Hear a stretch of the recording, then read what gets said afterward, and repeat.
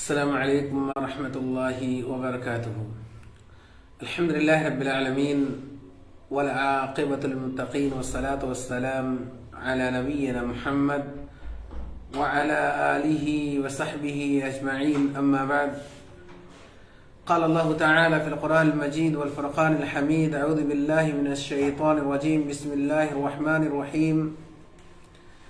اذ تستغیثون ربکم فاستجاب لکم انا ممدکم بألف من الملائکۃ مردفین۔ محترم ناظرین، دینی و ملی بھائیوں، اللہ رب العالمین کے فضل و کرم سے دروس رمضانیہ کا سلسلہ جاری ہے۔ آج کے درس میں انشاءاللہ ایک ایسے موضوع کے حوالے سے گفتگو کی جائے گی جس کا تعلق ماہ رمضان سے ہے۔ ہم سب جانتے ہیں کہ مسلمانوں اور کفار کے درمیان جو سب سے عظیم غزوہ اللہ کے رسول صلی اللہ علیہ وسلم کے زمانے میں پیش آیا وہ غزوہ بدر تھا، اور یقینی طور پر وہ کئی ناحیے سے غزوہ بدر عظیم غزوہ تھا۔ آج کے درس میں اس غزوے سے کیا دروس و عبر اخذ کیے جا سکتے ہیں، غزوہ بدر سے دروس کیا اخذ کیے جا سکتے ہیں، اس کے حوالے سے انشاءاللہ تعالی گفتگو کرنے کی کوشش کروں گا۔ غزوہ بدر مورخین کے مطابق 17 رمضان سن 2 ہجری میں پیش آیا، اور اس غزوے میں مسلمانوں کی تعداد بہت ہی کم تھی، 313 تھے، اور مشرکین کی تعداد کہیں زیادہ تھی۔ اس غزوے کے حوالے سے میں اس کی تفصیل میں نہیں جانا چاہتا ہوں، لیکن اس غزوے سے کچھ اہم دروس اخذ کیے ہیں علماء نے، اور ان میں سب سے پہلا درس ولا اور برا کا ہے۔ ولا اور برا کا معنی یہ ہوتا ہے کہ ہم کسی شخص سے محبت کریں دین اسلام کی محبت کرنے کی وجہ سے، اور کسی شخص سے دشمنی کریں جو ہمارے دین کا دشمن ہو۔ دوسرے اسلوب میں آپ یوں کہہ سکتے ہیں کہ جو ہمارے دین سے محبت کرنے والا ہوگا ہم اس سے محبت کریں گے، اور جو ہمارے دین کا دشمن ہوگا ہم اس کو اپنا دشمن مانیں گے۔ یہی ولا اور برا کا معنی ہے، اور یہ ولا اور برا ہمارے مسلمہ عقائد میں سے ہیں۔ اہل سنہ والجماعہ اس حوالے سے باقاعدہ تفصیل کے ساتھ گفتگو کرتے ہیں کہ ولا اور برا یہ ایک عقدی مسئلہ ہے، ہم اسی سے محبت کریں گے جو ہمارے دین سے محبت کرنے والا ہوگا، اور جو ہمارے دین کا دشمن ہوگا ہم اس کو دشمن ہی تصور کریں گے۔ ولا اور برا کا مسئلہ اس غزوہ بدر میں واضح طور پر پیش آیا جب حضرت عمر بن خطاب رضی اللہ تعالی عنہ نے اپنے ماموں العاص بن ہشام المغیرہ کو آپ نے قتل کیا۔ حضرت عمر بن خطاب رضی اللہ تعالی عنہ نے اس غزوے میں اپنی قرابت داری کا اعتبار نہیں کیا، کیونکہ ان کے جو رشتہ دار تھے العاص بن ہشام بن مغیرہ، یہ اصلاً مشرکین کی طرف سے لڑ رہے تھے۔ حضرت عمر بن خطاب رضی اللہ تعالیٰ عنہ نے دین کی بنا پر ان کو اپنا فریق مانا، اور ان کو دشمن گردانتے ہوئے ان کو قتل کیا۔ اور ایسے ہی حضرت ابوبکر صدیق رضی اللہ تعالیٰ عنہ اپنے بیٹے عبد الرحمن اور اسی طرح سے حضرت حمزہ و علی و عبیدہ بن حارث رضی اللہ تعالیٰ عنہ اپنے چچا کے لڑکوں کو جو عتیبہ اور شیبہ وغیرہ تھے ان کو قتل کرنے کی کوشش کی اور قتل کیے. وجہ یہی تھی کہ یہ صحابہ کرام جو تھے ان کے یہاں ولا اور برا کا مسئلہ مقرر تھا. ان کا تصور بھی یہی تھا کہ جو شخص ہمارے دین کا دشمن ہوگا وہ ہمارا دشمن ہوگا، قرابت داری کا کوئی اعتبار نہیں ہوگا. اسی وجہ سے اللہ رب العالمین نے قرآن کریم کے اندر ذکر کیا ہے کہ لا تجد قوما یؤمنون باللہ والیوم الآخر یوادون من حاد اللہ ورسولہ، کہ آپ ایسے قوم کو، ایسے لوگوں کو نہیں پائیں گے جو اللہ پر ایمان رکھتے ہوں اور یوم الآخر پر ایمان رکھتے ہوں. یوادون من حاد اللہ ورسولہ، وہ اللہ اور اس کے رسول سے دشمنی کرنے والوں سے محبت کریں، ایسا ممکن نہیں ہے. اور قرآن نے کہا وَلَوْ كَانَ آبَاؤُهُمْ وَأَبْنَاؤُهُمْ، چاہے ان کے آبا و اجداد ہی میں سے کیوں نہ ہو، ان کے بیٹے ہی کیوں نہ ہو، ان کے بھائی کیوں نہ ہو، ان کے رشتہ دار کیوں نہ ہو، اگر ہمارے اعزاء و اقارب ہمارے منہج اور فکر کے دشمن ہوں، ہمارے دین کے دشمن ہوں، تو ہمارا دینی فریضہ بنتا ہے کہ ہمیں ان کو دشمن ہی ماننا چاہیے، کیونکہ ولا اور بغا یہ مسلمہ عقائد میں سے ہے. یہ پہلا مسئلہ جو علماء نے ذکر کیے ہیں اس غزوہ بدر کے حوالے سے کہ ولا اور برا کا مسئلے کا ثبوت ملتا ہے. جس طرح سے حضرت عمر بن خطاب رضی اللہ تعالیٰ عنہ نے، حضرت حمزہ، حضرت علی رضی اللہ تعالیٰ عنہ اجمعین نے جس طرح سے بغیر اعزاء و اقارب کی رعایت کرتے ہوئے اپنے سامنے والوں کو دشمن سمجھا، کیونکہ وہ دین کے دشمن تھے، اور ان سے جم کر کے ڈٹ کر کے مقابلہ کیا گیا. دوسرا سبق جو اس غزوے سے ملتا ہے کہ اللہ رب العالمین کی مدد کے حصول کے لیے سب سے عظیم سبب ایک مومن کے لیے دعا ہے. یعنی اگر کوئی شخص اپنے دشمن پر غالب آنا چاہتا ہے تو دشمن پر غالب آنے کے لیے اللہ رب العالمین کی طرف سے مدد حاصل کرنے کے لیے سب سے عظیم اسلحہ دعا ہے. اللہ کے رسول صلی اللہ علیہ وسلم نے جب دیکھا کہ مسلمانوں کی تعداد بہت کم ہے اس غزوے کے اندر، آپ صلی اللہ علیہ وسلم اپنے ہاتھ کو اللہ رب العالمین کے سامنے پھیلا دیتے ہیں، دراز کر دیتے ہیں اور دعا کرتے ہیں. اللہ رب العالمین نے اسی کا ذکر قرآن کریم کے اندر کیے ہیں، اذ تستغیثون ربکم فاستجاب لکم، کہ اہل بدر کے موقع پر مسلمانوں نے اللہ رب العالمین سے مدد طلب کی. اذ تستغیثون ربکم، آپ لوگوں نے اپنے رب سے مدد طلب کی. فاستجاب لکم، تو اللہ رب العالمین نے آپ لوگوں کی دعاؤں کو قبول کیا. اور اس کے بعد میں کہا انی ممدکم بألف من الملائکۃ مردفین، اور اللہ رب العالمین نے ان 1000 جو مشرکین کی تعداد تھی، اللہ رب العالمین نے فرشتوں کی مدد کر کے، فرشتوں کی مدد سے ان کو زیر کیا اور ان کو شکست کا منہ دیکھنا پڑا. غزوہ بدر کے موقع پر مسلمانوں کی تعداد 313 اور ان کا کفار کی تعداد 1000 تھی. لیکن مسلمانوں نے جب اللہ رب العالمین سے اپنا رشتہ مضبوط کیا اور اللہ رب العالمین سے دعا کی، خود جناب محمد رسول اللہ صلی اللہ علیہ وسلم نے اپنے ہاتھ کو پھیلا کر کے اللہ رب العالمین سے دعائیں کی.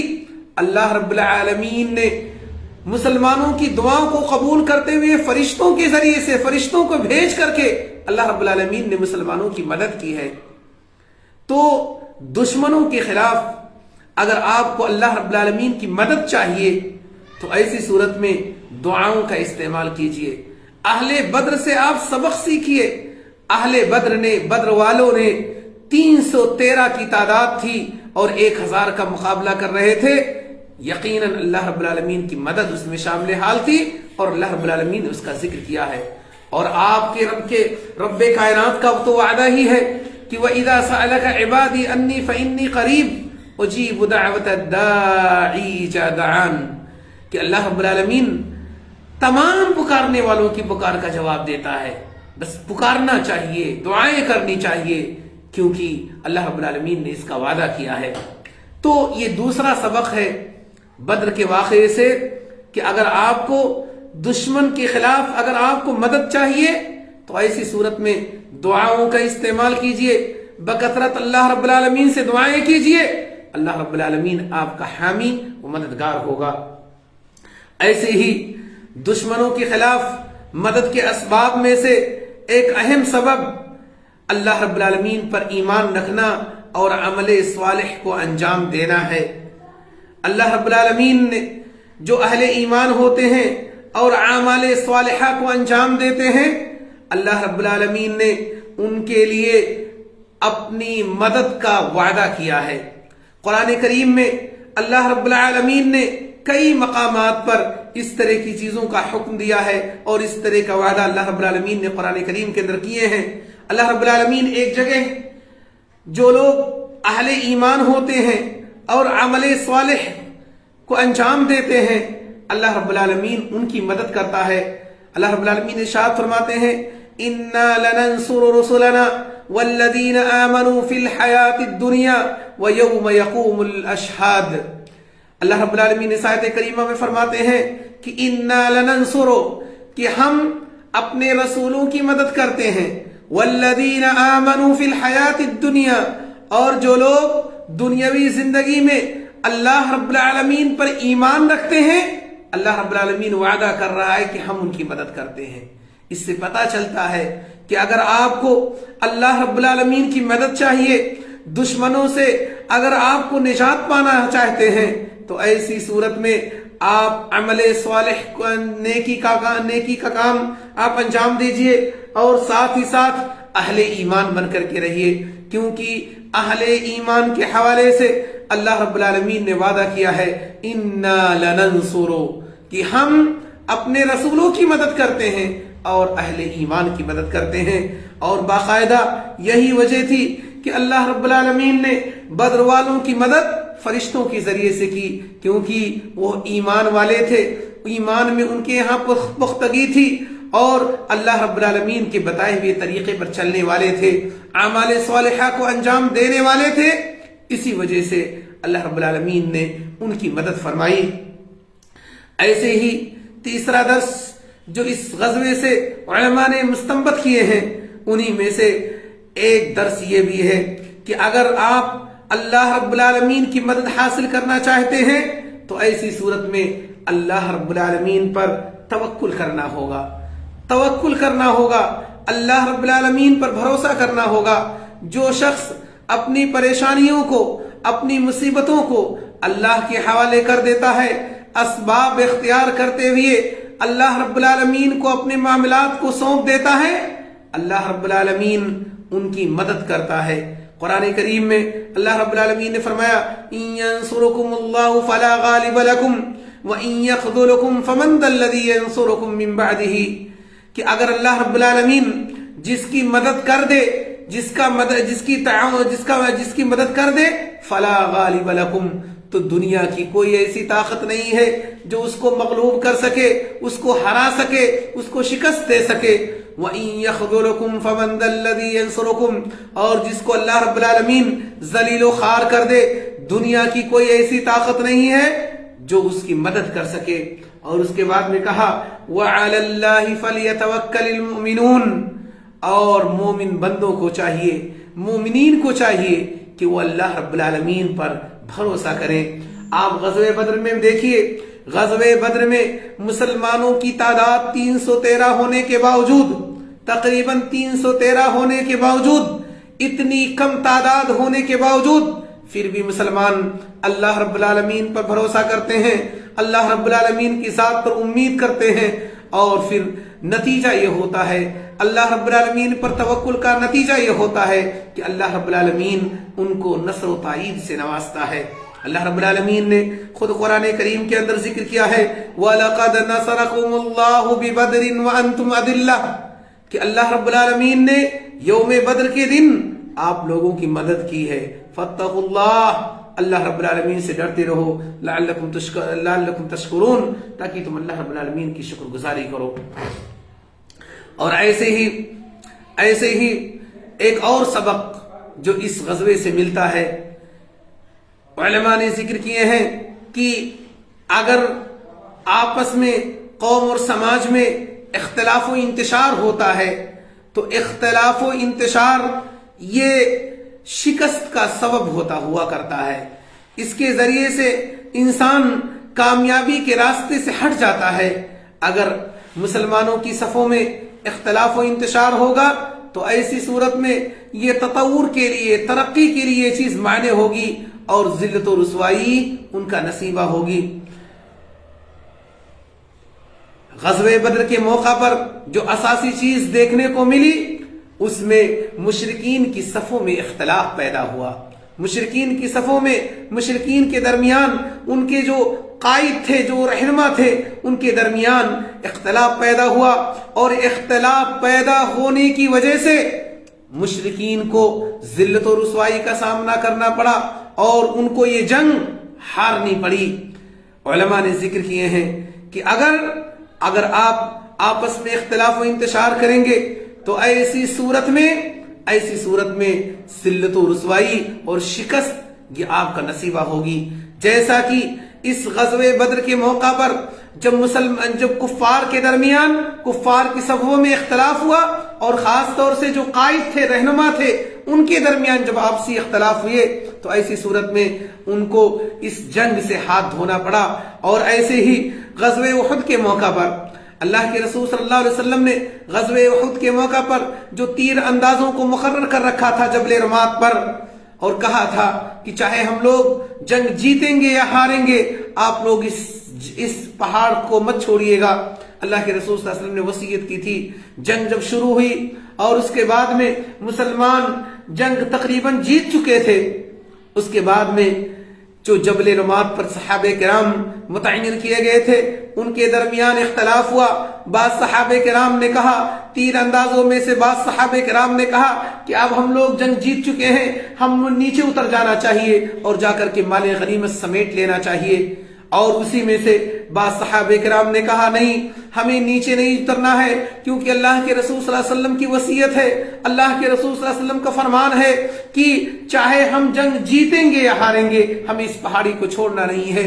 لیکن ان تیر اندازوں میں اختلاف ہوا، آپس میں اختلاف ہونے کے ناطے سے کچھ لوگوں نے کہا اتر جایا جائے، کچھ لوگوں نے کہا کہ نہیں، پہاڑی کو لازم پکڑا جائے۔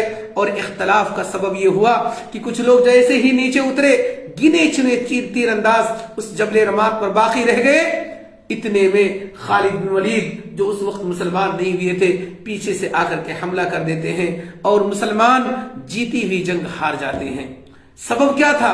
سبب یہی تھا کہ جبل رمات میں جو صحابہ کرام منتخب تھے، جو تیر اندازوں کو اللہ کے رسول صلی اللہ علیہ وسلم نے منتخب کیا تھا، ان کے درمیان اختلاف ہوا، انتشار ہوا، ان کے صفوں میں درار ہوئی، اور ایسی صورت میں نتیجہ یہ ہوا کہ جنگ احد جیت کر کے بھی مسلمانوں نے گنوا دیا۔ ایسے ہی بدر کے موقع پر کفار و مشرکین کے درمیان اختلاف ہوا، اور اختلاف کا نتیجہ یہ ہوا کہ ان کو جنگ ہارنا پڑا۔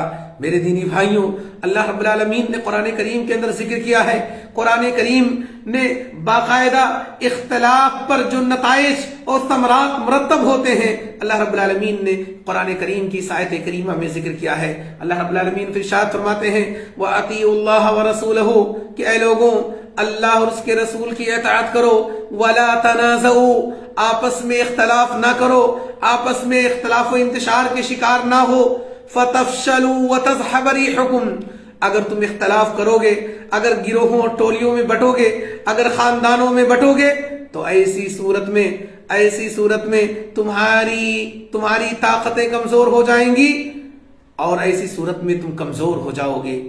اللہ رب العالمین نے اس آیت کریمہ کے اندر اختلاف پر جو نتائج مرتب ہوتے ہیں اس کا ذکر کیا ہے کہ اختلاف کے ذریعے سے قوم اور سماج میں کمزوری آ جاتی ہے۔ مسلمانوں کے اندر کمزوری آ جاتی ہے. اسی وجہ سے اللہ رب العالمین نے اپنے بندوں کو وصیت کی ہے وَاعْتَصِمُوا بِحَبْلِ اللَّهِ جَمِيعًا وَلَا تَفَرَّقُوا. اے مسلمانوں، اے کلمہ گو، اللہ کی رسی کو مضبوطی سے پکڑ لو، اس میں اللہ کی رسی کو مضبوطی سے تھام لو. وَاعْتَصِمُوا بِحَبْلِ اللَّهِ جَمِيعًا وَلَا تَفَرَّقُوا. اور آپس میں اختلاف نہ کرو. اختلاف ہم اور آپ کا معاملہ یہ ہوتا ہے، بلکہ ہم مسلمانوں کا شیوا بن چکا ہے اختلاف و انتشار. میرے دینی بھائیوں، اختلاف کے ذریعے سے سماج کمزور ہوتا ہے. ہمیں اپنی صفوں میں اتحاد پیدا کرنا ہوگا، صفوں میں اختلاف و انتشار سے بچنا ہوگا، ورنہ ہماری طاقتیں کمزور ہو جائیں گی. اور یہ غزوہ بدر کے موقع پر جو سب سے اہم سبق ملتا ہے اسی میں سے ایک یہ بھی ہے کہ اختلاف کے ذریعے سے کفار و مشرکین کو شکست سے دوچار ہونا پڑا. الہ العالمین سے دعا گو ہوں کہ الہ العالمین تو ہم سب کو کتاب و سنت کی روشنی میں زندگی گزارنے کی توفیق عطا فرما. الہ العالمین ہم اس ماہ مبارک کی خیر و برکات سے تو ہمیں فائدہ اٹھانے کی توفیق عطا فرما. ایک ایک پل سے، ایک ایک لمحوں سے ہمیں فائدہ اٹھانے کی توفیق عطا فرما. آمین. هذا والله اعلم وصلی اللہ نبینا محمد وعلى آلہ وصحبہ اجمعین. والسلام علیکم ورحمۃ اللہ وبرکاتہ.